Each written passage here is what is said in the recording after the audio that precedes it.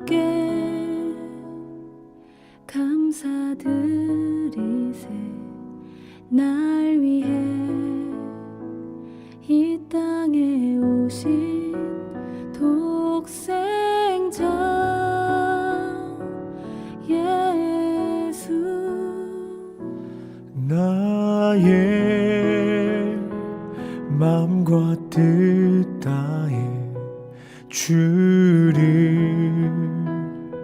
사랑합니다. 날 위해 이 땅에 오신 독생자 예수. 내가 약할 때 강함 주고 가난할 때 우리를 부욕해 하신 나의 주. 감사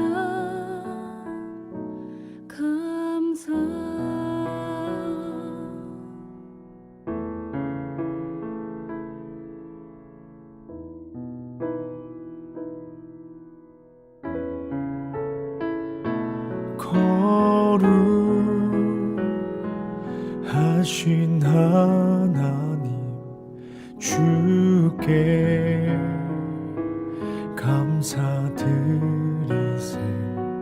날 위해 이 땅에 오신 독생자 예수. 나의 마음과 뜻 다해 주를 사랑합니다. 날 위해 이 땅에 오신 독생자 예수. 내가 약할 때 강함 주고 가난할 때 우리를 부욕해 하신 나의 주. 감사. 내가 약할 때 강함 주고 가난할 때 우리를 부욕해 하신 나의 주. 감사. 내가 약할 때 강함 주고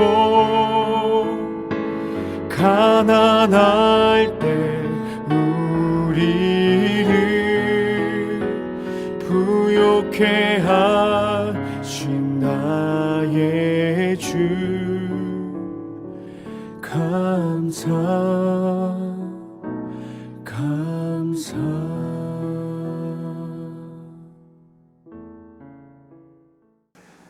네, 오늘 아침에 우리가 함께 나눈 말씀은 사도행전 28장 23절부터 28절까지 말씀입니다.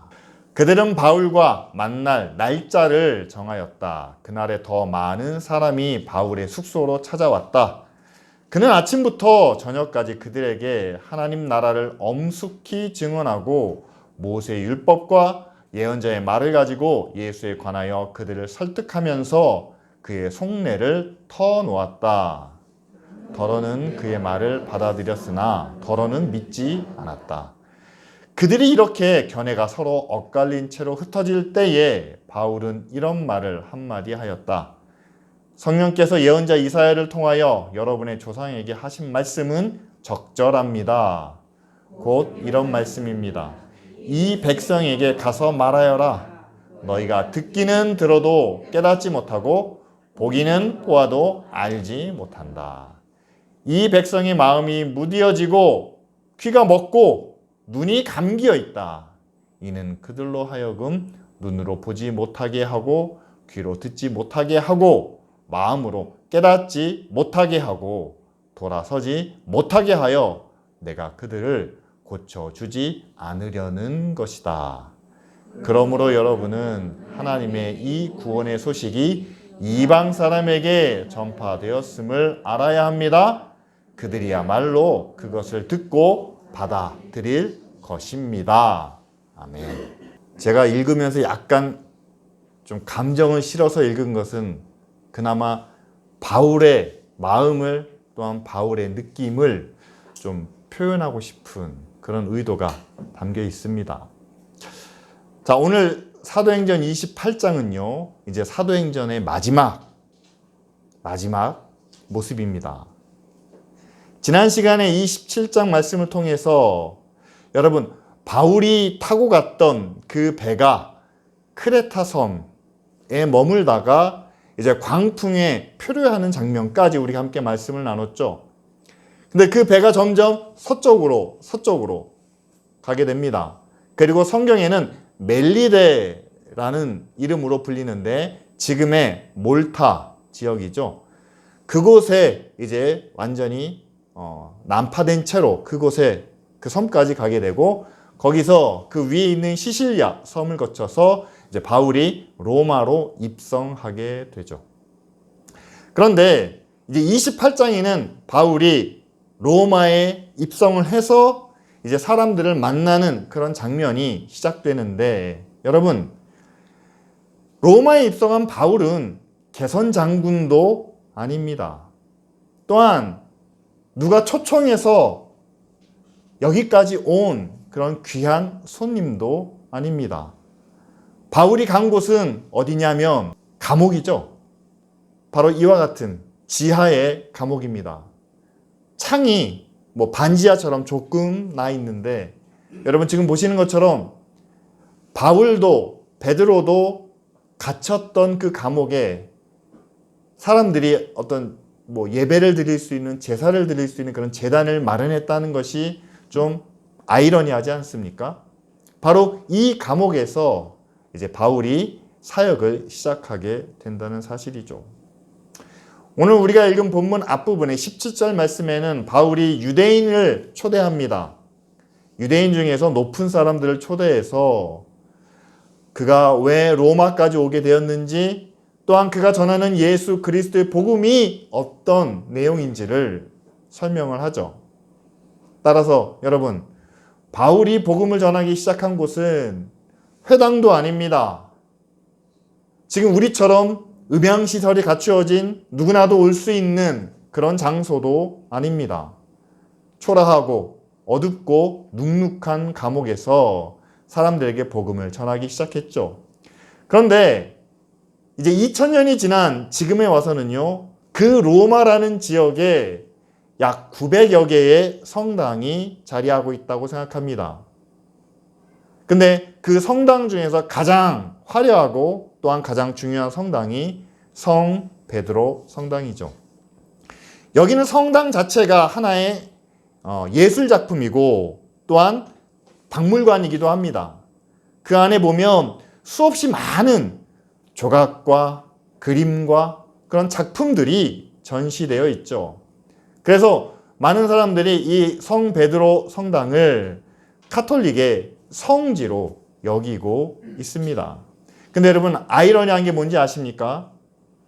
이 베드로 성당이 위치해 있는 그 자리가 원래는 베드로가 거꾸로 십자가에 달려 죽은 후에 묻혀진 공동묘지 터 위에 이 성당이 세워져 있다는 사실입니다. 실제로 1939년에 이 성 베드로 성당 지하에서 하나의 유물이 발굴됐어요. 근데 많은 사람들이 깜짝 놀랐습니다. 왜냐하면 그 안에 베드로의 유골이 발견되었다라고 이렇게 말했기 때문이죠. 약 70년이 흐른 뒤에 2013년에 지금의 교황이 인정을 하게 됩니다. 이것이 베드로의 유골이 맞습니다. DNA도 없고 뭐 어떻게 증명할 수 있는 방법은 없지만 그러나 이것이 베드로의 유골이 맞습니다 라고 인정하는 그런 사건이 기사화된 적도 있습니다. 두 번째로 이 로마에서 가장 그 유서 깊은 성당 중에 하나가 산 조바니 인 라테라노 성당입니다. 이 성당이 유명한 이유는요, 1000년 동안 여기에 교황이 머물렀기 때문에, 다시 말하면 천주교를, 카톨릭을 대표하는 성당 중에 하나죠. 이 성당 내부에는 굉장히 화려한 장식, 그 다음에 12명의 사도를 조각해 놓은 조각들이 있습니다. 그러나 이 성당 지하에도 여기에는 사도 요한과 베드로의 머리가 묻혀 있다, 보존되어 있다 라고 이렇게 알려져 있습니다. 세 번째 성당은 스칼라, 이름도 좀 특이해요. 스칼라 상타 성당인데요, 거룩한 계단이라는 뜻입니다.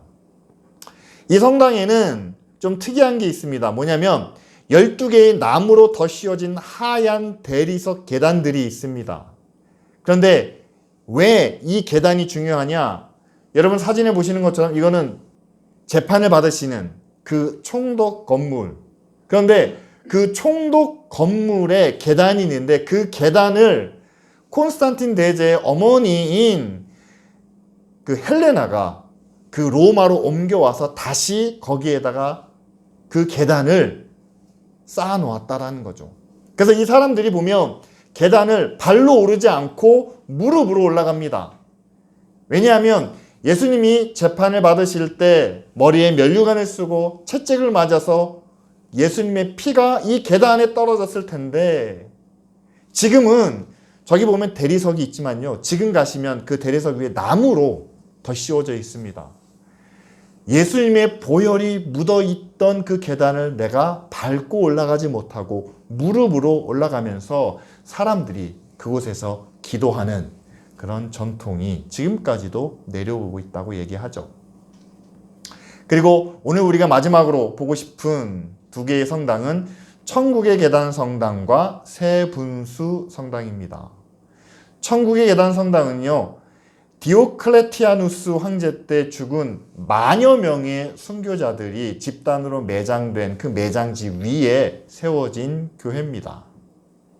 그런데 나중에 어떤 사람이 환상 가운데 순교자들이 여기서부터 계단을 올라가며 천국으로 향하고 있다라는 환상을 보고 이 성당의 이름을 천국의 계단 성당이다 라고 이렇게 불렀다는 거죠. 근데 저희가 이 성당에 관심을 갖는 것은, 여러분, 이 성당 지하에 바울이 순교하기 직전까지 머물렀던 그 감옥이 지금도 보존되어 있기 때문입니다. 지금 이 사진인데요, 아마도 오늘 우리가 읽은 사도행전 28장에 바울의 숙소라고 나오는데요, 바울이 머물렀던 곳도 바로 이와 비슷하지 않을까 생각을 합니다.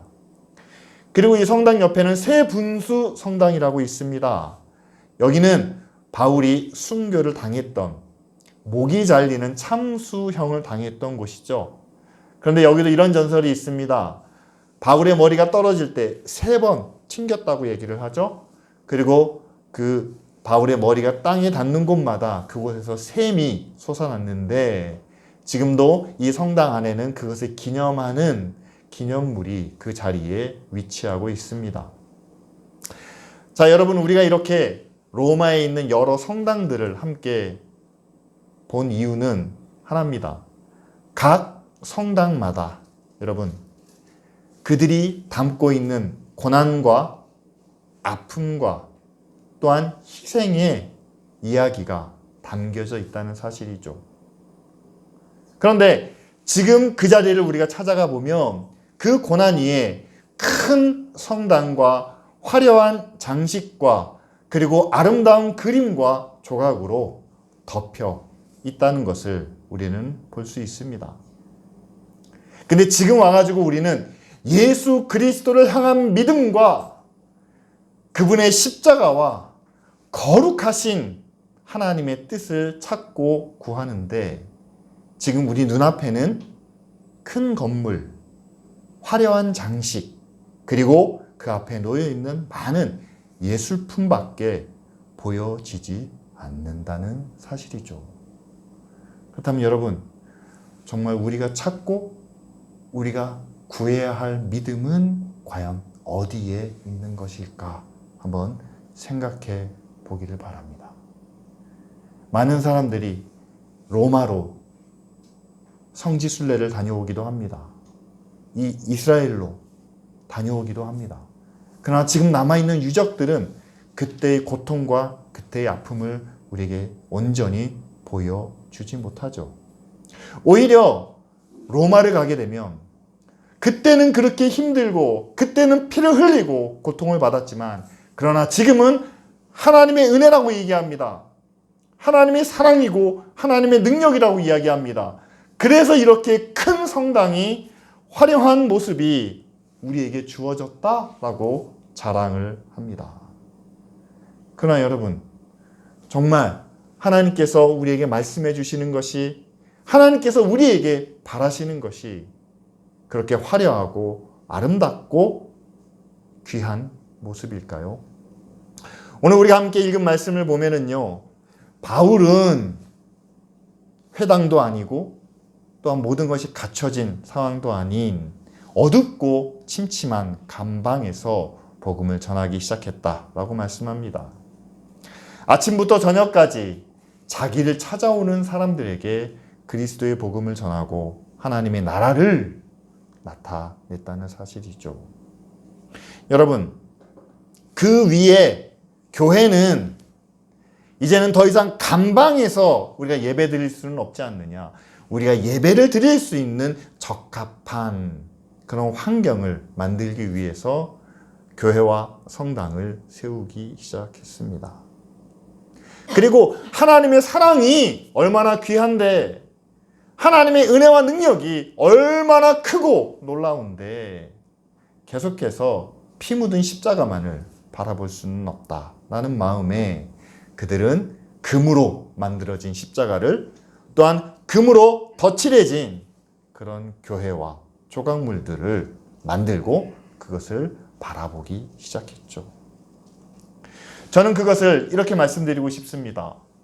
여러분, 금으로 만들어진 십자가를 보고 예수 그리스도를 발견할 수 있다면 그것도 필요합니다.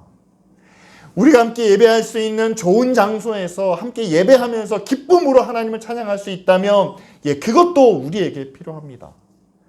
그런데 거기서 발견할 수 있는 거룩함과 거기서 발견할 수 있는 믿음은 뭔가 원초적인 것이기보다는 꾸며지고 장식된 내용이 많지 않나요?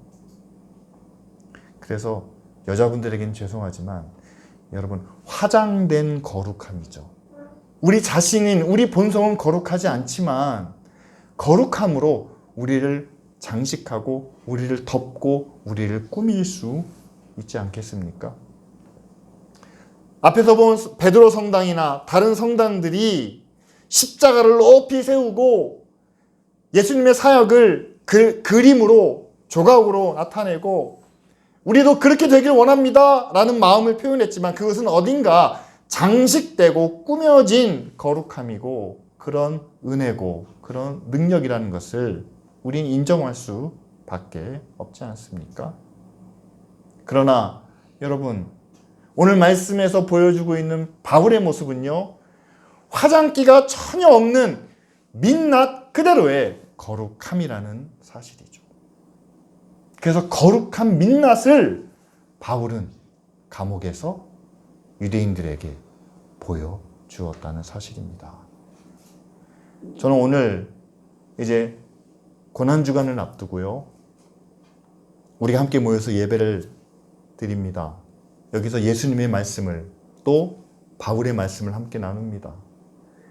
근데 과연 교회마다 이렇게 말씀을 나누지만 고난주간의 메시지를, 예수님의 십자가를 함께 나누지만 그러나 이 말씀이 전해지는 그 장소가, 이 말씀을 듣고 있는 성도들의 모습 자체가 정말 전달되고 외치는 그 말씀과 얼마나 잘 일치되고 있는지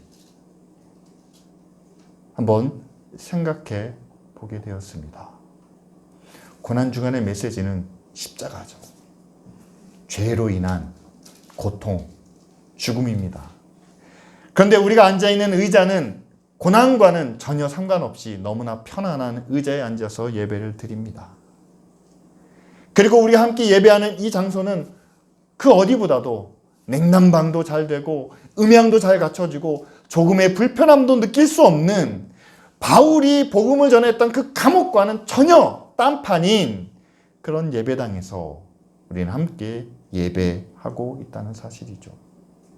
솔직히 인정할 수밖에 없는 것은요, 고난주간에 우리가 맞을 때마다 우리가 전달하고 있는 메시지와 그 메시지가 전달되는 환경, 우리의 삶, 우리의 모습과는 너무나도 큰 차이가 벌어져 있다라는 사실입니다.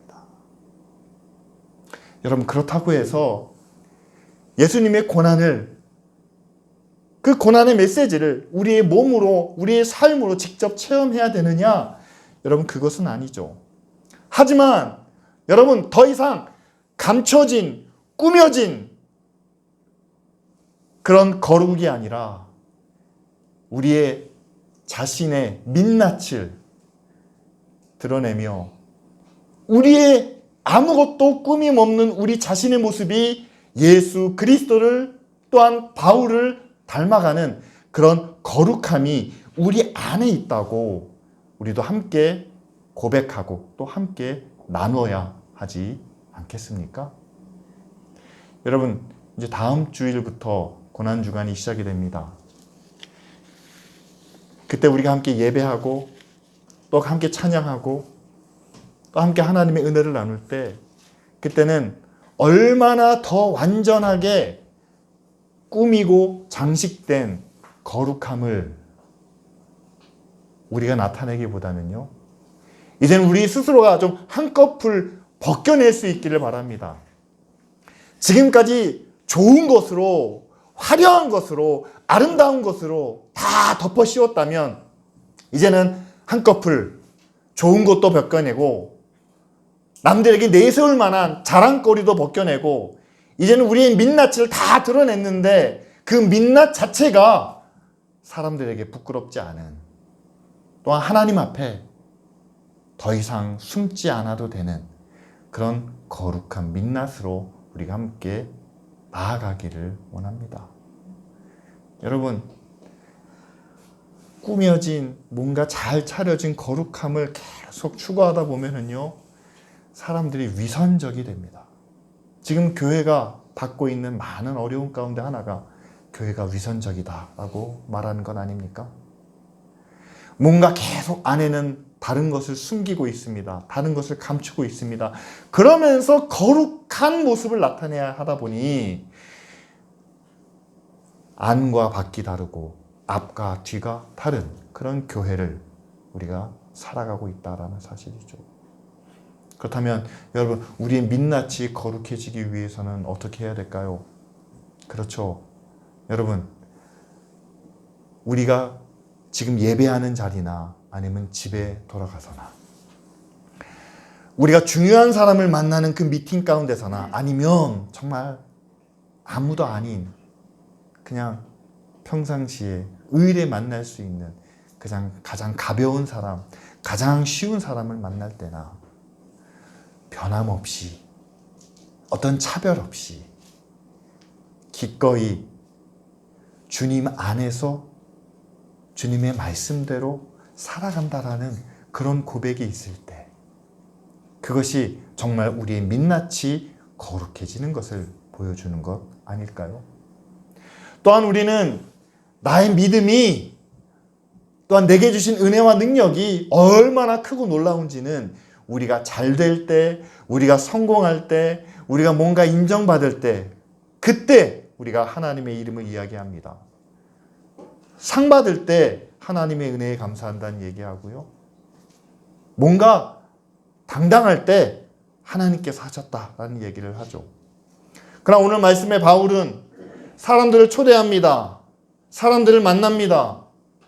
로마에 있는 사람들입니다. 먼저 힘 있는, 능력 있는 유명한 사람들부터 불렀습니다. 근데 바울은 감옥에 갇혀 있는 죄수죠. 그럼에도 불구하고 전혀 하나님의 자녀로서의 여유와 자신감을 잃지 않고 당당하게 오히려 예수 그리스도의 복음을 전할 수 있는, 여러분, 어떤 상황에서도 하나님의 자녀라는 그런 믿음과 또한 여유와 확신을 잃지 않는 것이 우리의 거룩한 민낯이 아닐까 생각합니다. 따라서 여러분, 화장으로 거룩해지지 마시고 여러분 민낯이 거룩해지시기를 바랍니다. 그런데요, 오늘 말씀을 보면은요, 바울의 민낯도 거룩하긴 했지만 그러나 완전하지는 못했다라는 사실이죠. 제가 오늘 본문을 읽으면서 특별히 강조했던 부분이 그 부분입니다. 바울도 연약한 인간의 본성을 숨기지 못했다라는 사실이죠. 여러분, 먼저 감옥으로 사람들을 불렀습니다. 감옥까지 찾아온다는 것 자체가 대단한 일 아닐까요?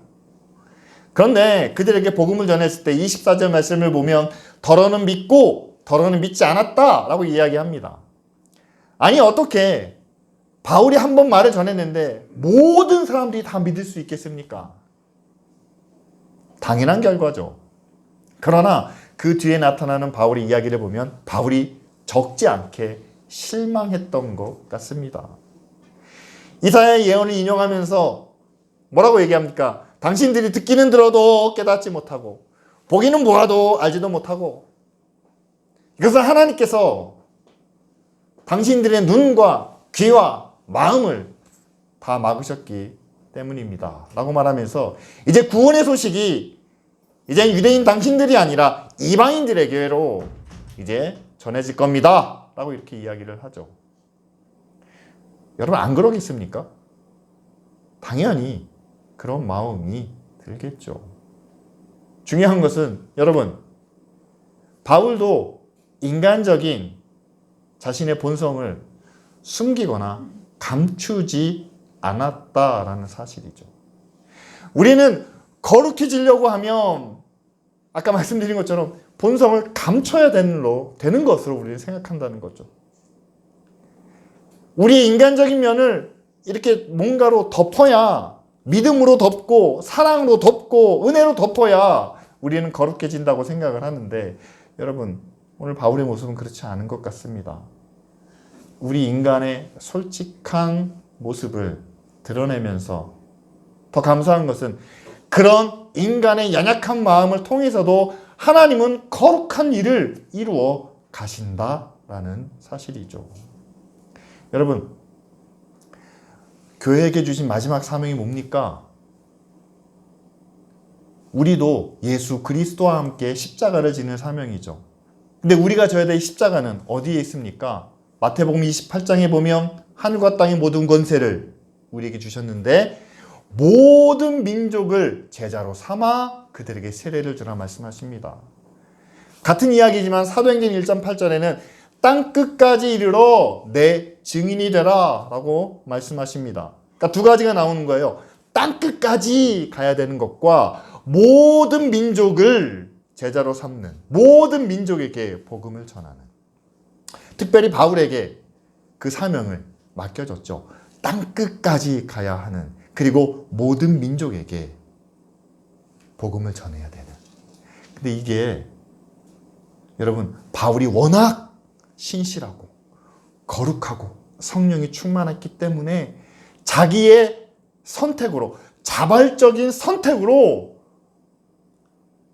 모든 백성들에게 복음을 전했느냐? 오늘 말씀을 보니까 그렇지 않다는 거죠. 로마에 가서까지 유대인을 먼저 불렀습니다. 자기 백성들에게 복음을 전하기 원했습니다. 그런데 자기 백성들이 받아들이지 않을 때 이렇게 표현할 수 있겠죠. 어쩔 수 없는 상황 가운데서 복음이 이방인에게까지 증거되게 하셨다라는 사실이죠.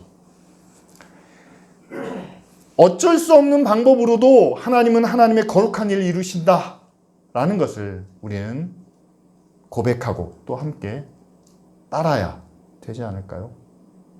저는 그것이 하나님의 굉장히 치밀하고 섬세한 계획 중에 하나다라고 생각을 합니다. 예를 들면 저희 교회를 한번 예를 들어 볼게요. 기쁜 우리 교회가 일원동에서 열심히 이웃과 지역을 위해서 봉사했습니다. 그러다 저희가 탄자니아 어린이들을 돕기 시작했죠. 코로나로 인해 저희들이 양재동으로 옮겨왔습니다. 임대료를 많이 줄였죠. 그래서 이 지역에서 우리가 할 수 있는 사역을 찾았습니다. 구했습니다. 그래서 만난 것이 광주에 있는 다문화 어린이들을 만나게 되었죠. 여러분, 우리가 어떻게 여기까지 왔을까요?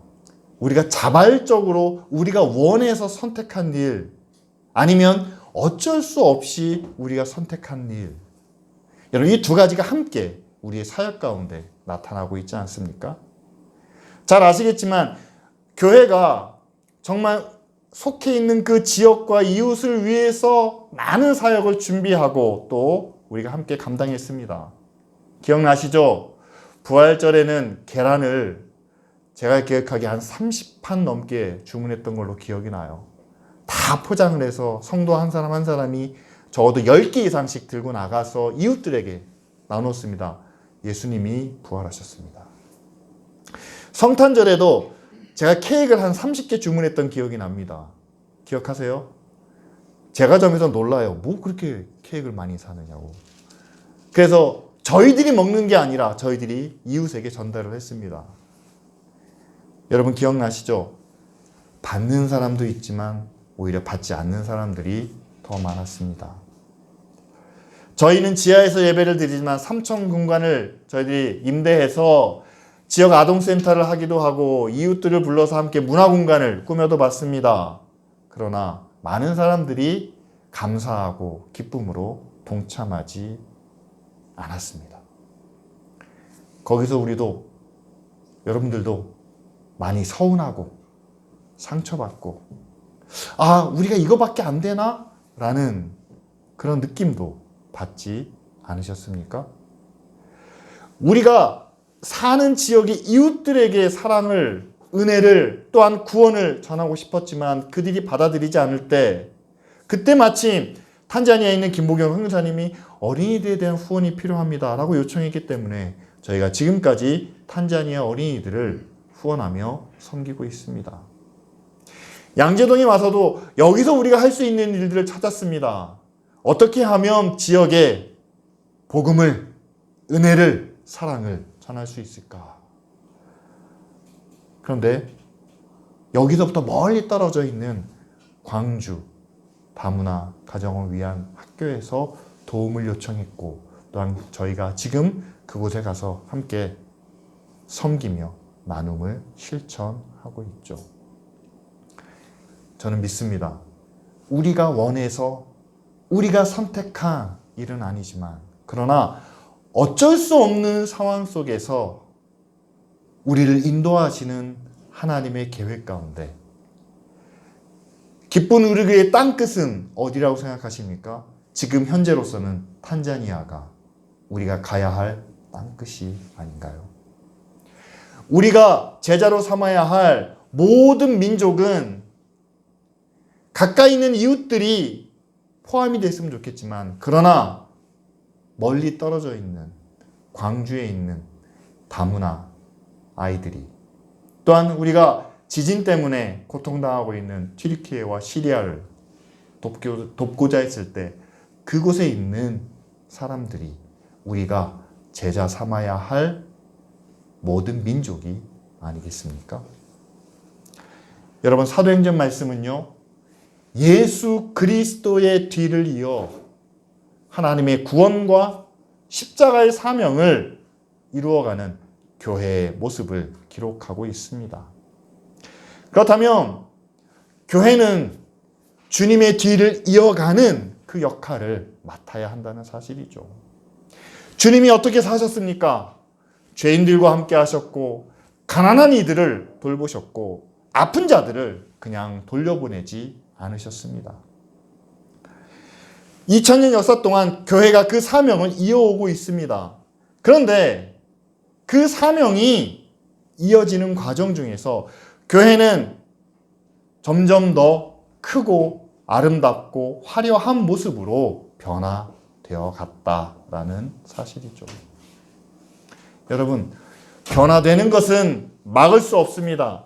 변화되는 것을 부인할 수는 없습니다. 그러나 원래 우리가 본받아야 할 가장 밑에 가장 기초에 깔려져 있는 거룩한 민낯만큼은 우리가 잊지 않아야 한다라는 사실이죠.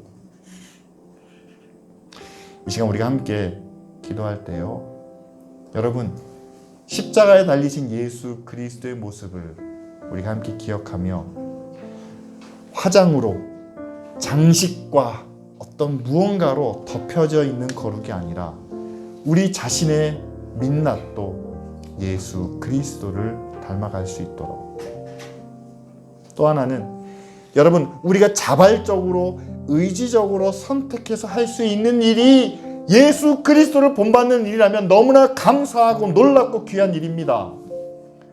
하지만 저도 여러분들도 인간적인 본성을 가지고 있습니다. 그렇기 때문에 바울을 통해서 어쩔 수 없이 이방인에게 나아가도록 하신 하나님이 기쁜 우리 교회를 통해서, 또한 저와 여러분들을 통해서 우리의 자발적인 선택은 아니지만 그러나 어쩔 수 없이 가게 하시는 그곳에, 피할 수 없이 감당해야 하는 그 사명을 통해서 우리를 땅끝으로 보내시고 모든 민족에 복음을 전하게 하시는 귀한 사역이 우리 안에 있을 수 있도록, 그로 인해서 하나님이 약속하신 은혜와 축복이 모든 가정과 교회와 자녀들에게 나타날 수 있도록 이 시간 다 같이 함께 기도하시겠습니다.